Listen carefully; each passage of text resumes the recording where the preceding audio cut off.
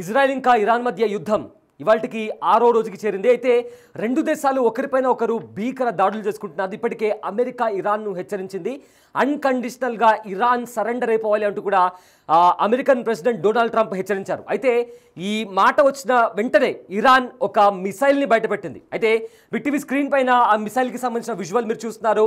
ఏదైతే ఇరాన్ దగ్గర ఉన్న మిసైల్ హైపర్సోనిక్ మిసైల్తో మేము దాడి చేస్తే కంప్లీట్గా ఇజ్రాయెల్ అంతా కూడా ధ్వంసమైపోతుంది. అతి త్వరలో ఇజ్రాయెల్ రాజధాని అయిన టేల్ అవీవ్ పైన ఈ మిసైల్తో దాడి చేస్తామంటూ కూడా ఇప్పటికే ఇరాన్ ప్రకటించింది. అండ్ ఆల్సో ఎవరైనా ఇజ్రాయెల్కి మద్దతుగా నిలిస్తే వాళ్ళపైన కూడా భీకర దాడులు చేస్తామంటూ కూడా ఇరాన్ హెచ్చరించింది. అయితే దీంతో అమెరికా కూడా ఒక రెండు రోజుల ముందట కూడా ఒక ఆయుధం గురించి మాట్లాడింది. టీవీ స్క్రీన్ పైన మీరు చూస్తున్నారు. ఇక్కడ లెఫ్ట్ సైడ్లో ఆ వెపన్ పేరే GBU-57B. ఇదొక బంకర్ బాంబ్. సో ప్రజెంట్ ఇవి రెండు కూడా ప్రపంచంలోనే అత్యంత శక్తివంతమైన ఆయుధాలు. సో ఇరాన్ దగ్గర ఉన్నది ఒక హైపర్సోనిక్ మిజైల్, అయితే అమెరికా దగ్గర ఉన్నది ఒక బంకర్ బాంబ్. ప్రపంచంలోనే అత్యంత శక్తివంతమైన ఆయుధాల్లో ఇదొకటి. అయితే ఇప్పుడు ప్రజెంట్ దీని గురించే చర్చ నడుస్తోంది. అయితే ఎవరి శక్తి ఎంత, మిసైల్కి సంబంధించి ఈ మిసైల్ ఏం చేయగలదు, అండ్ ఆల్సో ఈ బంకర్ బాంబ్ ఏం చేయగలదు, రెండిట్లో ఏవి ఎక్కువ పవర్ఫుల్, అండ్ ఒకవేళ ఈ ఆయుధాలను ఇరాన్ ఇంకా అమెరికా వాళ్ళు ఒకవేళ యూజ్ చేస్తే ఎవరికి ఎంత నష్టం వాటిల్లుతోంది, ఇవన్నీ కూడా ఈ వీడియోలో మాట్లాడుకుందాం. అండ్ దాంతోపాటు వీటికి ఉన్న ఫీచర్స్ ఏంటి, స్పెసిఫికేషన్స్ ఏంటి అని కూడా వాటి గురించి మాట్లాడుకుందాం. అయితే ఫస్ట్ మనం ఇరాన్కి చెందిన ఈ మిసైల్ గురించి మాట్లాడుకుందాం. ఇది ఇరాన్కి చెందిన ఫతే హైపర్సోనిక్ మిసైల్ ఇది. సో దీనికి సంబంధించి కూడా ఇప్పటికే ఇరాన్ దీనికి సంబంధించిన స్పెసిఫికేషన్స్ని పోస్ట్ చేస్తూ ఒక చాలా సీరియస్ వార్నింగ్ ఇచ్చింది. అదేంటంటే ఇజ్రాయెల్ రాజధాని అయిన టెల్ అవీవ్లో ఉన్న ప్రజలు వెంటనే ఆ ప్రాంతాన్ని ఖాళీ చేసి వెళ్ళిపోవాలి, ఎందుకంటే మేము ఫతేహ్ మిజైల్ని వాడుతున్నాము.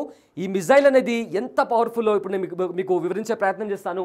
అయితే ఈ మిసైల్ 1400 కిలోమీటర్ల వరకు ట్రావెల్ చేయగలదు. అది కూడా కేవలం 6 నుంచి 7 నిమిషాల లోపల.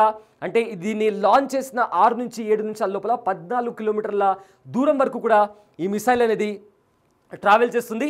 అండ్ దాంతోపాటు దీన్ని వార్ హెడ్ లెంత్ వచ్చేసి 3.6 మీటర్స్, అండ్ దాంతోపాటు వార్ హెడ్ వెయిట్ వచ్చేసి 1000 kgs, ఓవరాల్ వెయిట్ వచ్చేసి 4600 kgs ఉంటుంది. అండ్ దాని లెంత్ వచ్చేసి 11.5 మీటర్స్, ఆ తర్వాత డయామీటర్ వచ్చేసి 80 సెంటీమీటర్స్. దీంట్లో ఉండే ఫ్యూయల్ వచ్చేసి సాలిడ్ ఫ్యూయల్ని వాడతారు. అండ్ రేంజ్ వచ్చేసి ఇందాక నేను చెప్పుకున్నట్లు 1400 కిలోమీటర్లు. అంటే ఒక ఇజ్రాయెల్ మీదనే కాదు, ఇంకా ఇలాంటి చాలా మిజైల్స్ వాళ్ళ దగ్గర ఉన్నాయి. కాబట్టి ఒక ఇజ్రాయెల్ మీదనే కాదు, అమెరికా ఇంకా అరబ్ దేశాలపైన కూడా దాడి చేసేంత రేంజ్ దీనికి ఉంది. అంటే ఒకసారి దీన్ని లాంచ్ చేస్తే అమెరికాతో పాటు ఇజ్రాయెల్తో పాటు అరబ్ దేశాలకు కూడా డిస్ట్రాయ్ చేయగలిగే రేంజ్ దీనికి ఉంది. 14 కిలోమీటర్ల వరకు మీరు ట్రావెల్ చేయగలదు, and that with in fraction of 6 to 7 minutes. So దాంతోపాటు దీనికి సంబంధించి కూడా ఇది ఒక హైపర్సోనిక్ బాలిస్టిక్ మిసైల్ ఇది. అండ్ దీనికి మాన్యువర్ అండ్ ఇన్సైడ్ మాన్యువర్ అంటే మూమెంట్, దీని మూమెంట్ అనేది స్పియర్ షేప్లో కంటిన్యూస్గా రొటేట్ అవుతూ ఇది ఎక్కడైతే టార్గెట్ని లాక్ చేశారో ఆ ప్లేస్కి వెళ్తుంది. అండ్ దాంతోపాటు ఎక్కడైతే డిఫెన్స్ సిస్టమ్, ఒకవేళ ఈ మిసైల్ని లాంచ్ చేసిన తర్వాత ఇజ్రాయెల్లో వాళ్ళ డిఫెన్స్ సిస్టమ్ ఉంటుంది, ఏదైనా మిసైల్ వస్తే అడ్డుకోవడానికి, ఐరన్ డోమ్ ఫర్ ఎగ్జాంపుల్. అయితే అలాంటి పవర్ఫుల్ డిఫెన్స్ సిస్టమ్స్ కూడా ఈ మిసైల్ని అడ్డుకోలేవు. అంత ఖచ్చితంగా ఈ మిసైల్ అనేది దాడి చేస్తుంది. అండ్ దాడి చేసిన తర్వాత ఎక్కడైతే దాడి జరిగిందో అక్కడి నుంచి కొన్ని 100 కిలోమీటర్ల వరకు కూడా దాని ఇంపాక్ట్ అనేది క్రియేట్ అవుతుంది. ఎందుకో అది కూడా ఎక్స్ప్లెయిన్ చేసే ప్రయత్నం చేస్తాను. బట్ దానికంటే ముందు కూడా దీనికి వచ్చేసి the missiles war head contains spherical motor and moving nozzle that enables it manoeuvre in all directions. దాంట్లో ఉండే ఏదైతే వార్ హెడ్ ఉందో ఆ వార్ హెడ్ కారణంగా ఇది ఒక స్పిరికల్ షేప్లో మూమెంట్ జరుగుతూ కూడా ఆ టార్గెట్ని రీచ్ అయ్యి అక్కడ విధ్వంసాన్ని సృష్టిస్తుంది. అండ్ ఇది ఇరాన్లో చేశారు. అండ్ ఇక్కడ ఇందాక ఎందుకు కొన్ని 100 కిలోమీటర్ల వరకు దాని ఇంపాక్ట్ ఎందుకు చూపిస్తుందంటే దీనికి సంబంధించిన స్పీడ్. అయితే దీనికి సంబంధించిన స్పీడ్ వచ్చేసి మ్యాచ్ 13 to 15. ఇక్కడ మ్యాచ్ అనేది ఏంటంటే సీ లెవెల్లో స్పీడ్కి సంబంధించి మనకు ఒక సౌండ్ ఉంటుంది. ఫర్ ఎగ్జాంపుల్ ఒక బాంబు పేలింది అనుకుందాం. సో ఆ బాంబుకి సంబంధించి కూడా ఒక సౌండ్ ఉంటుంది, సౌండ్ మనకు వినిపిస్తుంది. అయితే ఇక్కడ ఇది ట్రావెల్ చేసేటప్పుడు ఆ స్పీడ్లో వెళ్ళేటప్పుడు దాని సౌండ్ వచ్చేసి 13 to 15 మ్యాచ్ ఉంటుంది. అంటే ఇక్కడ ఈ మ్యాచ్ అనే పదం దీనికి అర్థం ఏంటి అంటే 1 మ్యాచ్ ఈజ్ ఈక్వల్స్ టు ఒకవేళ అంత స్పీడ్లో వెళ్తే 1 మ్యాచ్ స్పీడ్లో వెళ్తే అది 1235 km/h, అంటే అంత శబ్దాన్ని అది క్రియేట్ చేసుకుంటూ వెళ్తుంది. జస్ట్ ఇమాజిన్, అంటే మనిషి అక్కడ ఉన్న మనిషి అనేవాడు ఆ శబ్దానికే గుండె పగిలి చచ్చిపోయేంతలా, అంటే అంత భీకరమైన శబ్దం. అలాంటిది 13 రెట్లు ఎక్కువ, 13 to 15, అంటే ఎంత శబ్దం వస్తుంది. ఫర్ ఎగ్జాంపుల్ మ్యాచ్ 13 అంటే దగ్గరగా 16,055 km/h, అంత స్పీడ్తో ఒక మిసైల్ వెళ్తే ఆ సౌండ్కే మనిషి బ్రెయిన్ డెడ్ అయి చనిపోయే అవకాశం కూడా ఉంటుంది. ఎందుకంటే అంత డెసిబుల్స్ అనేవి మనిషి తట్టుకోలేడు. ఇక 13 అంటే అది 15కి వరకు కూడా వెళ్ళొచ్చు. ఒకవేళ 15 మ్యాచ్ వరకు వెళ్తే అది 18,525 km/h స్పీడ్తో వెళ్తుంది. అంటే అంత రేంజ్లో సౌండ్ వస్తుంది. మన ఇంటి దగ్గర దీపావళి అప్పుడు కూడా, లేదా ఏదైనా సెలబ్రేషన్స్ అప్పుడు కూడా ఈ చిచ్చుబుడ్డి లక్ష్మీ బాంబు లాంటివి, ఆటం బాంబు లాంటివి పేలుస్తుంటాం. అది పేలుస్తేనే మనకు చెవుల్లో అప్పుడప్పుడు రీసౌండ్ వస్తుంది.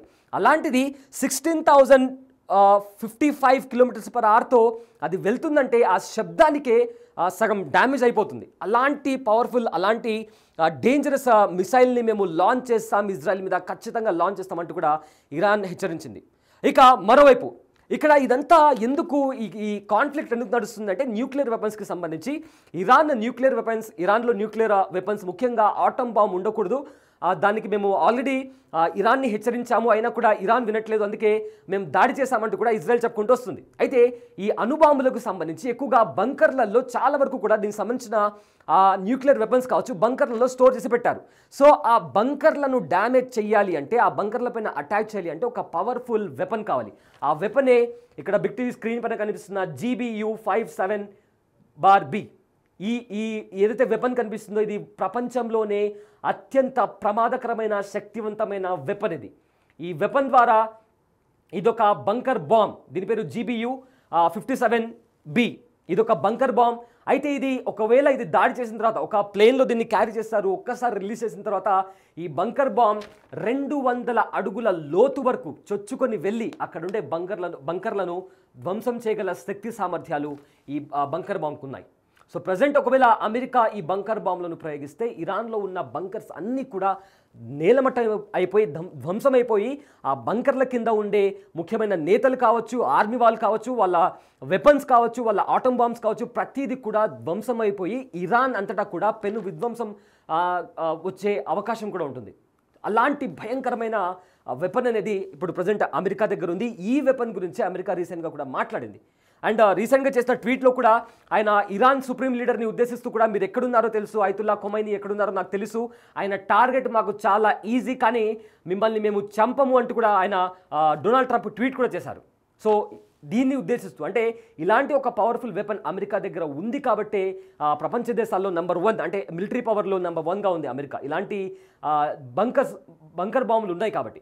అయితే దీన్ని స్పెసిఫికేషన్స్ విషయానికి వస్తే దీని వెయిట్ వచ్చేసి దగ్గర 30,000 పౌండ్స్, అంటే దగ్గరగా 13,607 కిలోగ్రామ్స్ అంత వెయిట్ ఉంటుంది. ఇక ఇది one of the most powerful weapon in the world.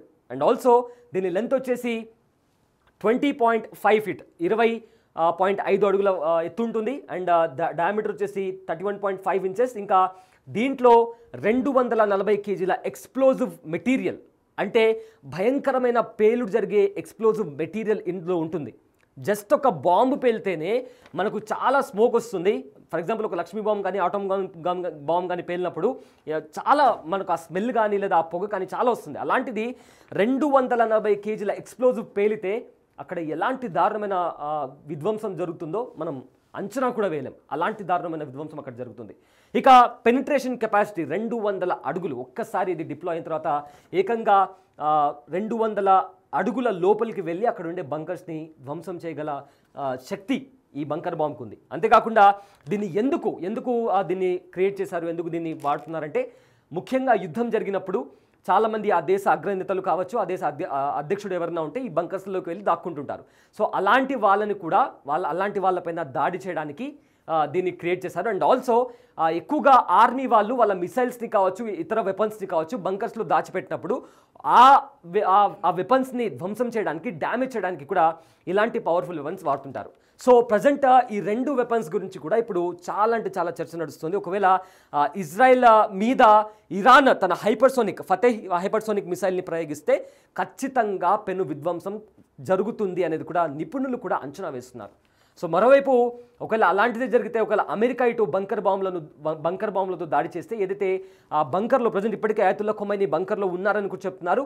So ఒకవేళ ఇలాంటి దాడులు కూడా జరిగితే ఇరాన్కి కూడా అంతే నష్టం వాటిల్లే అవకాశం కూడా ఉంది. సో దీంతో ఇప్పటికే నిన్నటి వరకు కూడా ఇజ్రాయెల్ ఇంకా ఇరాన్ అనేలాగా కూడా వార్ అనేది ముందుకు వెళ్ళింది. కానీ ఇప్పుడు ఇజ్రాయెల్ వెనక్కి వెళ్ళిపోయింది, అమెరికా సీన్లోకి ఎంట్రీ ఇచ్చింది. ఇప్పుడు అమెరికా వర్సెస్ ఇరాన్ అనేలాగా కూడా సిచ్యువేషన్ కనిపిస్తుంది. అండ్ ఆల్సో ఇరాన్కి సైలెంట్గా ఎవరికి తెలియకుండా చైనా హెల్ప్ చేస్తుందనే వార్తలు కూడా వస్తున్నాయి. సో మొత్తం మీద ఒకవేళ సీజ్ ఫైర్ జరగకపోతే ఇది కాస్త మూడవ ప్రపంచ యుద్ధానికి దారితీస్తుందా అనే వార్తలు కూడా బయటకు వస్తున్నాయి. అండ్ చాలామంది ఎక్స్పర్ట్స్ కూడా అదే చెప్తున్నారు. సో ఏం జరుగుతుందో అని కూడా కాస్త ఆందోళన, అదేవిధంగా హై టెన్షన్ వాతావరణం ప్రపంచవ్యాప్తంగా కూడా కనిపిస్తుంది. సో ఇది ప్రజెంట్ ఉన్న సిచ్యువేషన్. అండ్ ఇరాన్కి సంబంధించిన ఫతేహ్ హైపర్సోనిక్ మిసైల్కి సంబంధించిన ఫీచర్స్ అండ్ అది ఎలాంటి విధ్వంసం సృష్టిస్తుంది, అదేవిధంగా అమెరికాకి చెందిన బంకర్ బాంబ్కి సంబంధించి దాని స్పెసిఫికేషన్స్ ఏంటి, అది ఏం చేయగలదు అని దాని గురించి. సో ఏదైతే ఇరాన్ ఇంకా ఇజ్రాయెల్ మధ్య జరుగుతున్న కాన్ఫ్లిక్ట్ గురించి మీరు అప్ టు డేట్ ఉండాలనుకుంటే stay tune to big TV. This is Abulai Syed. Thanks for watching.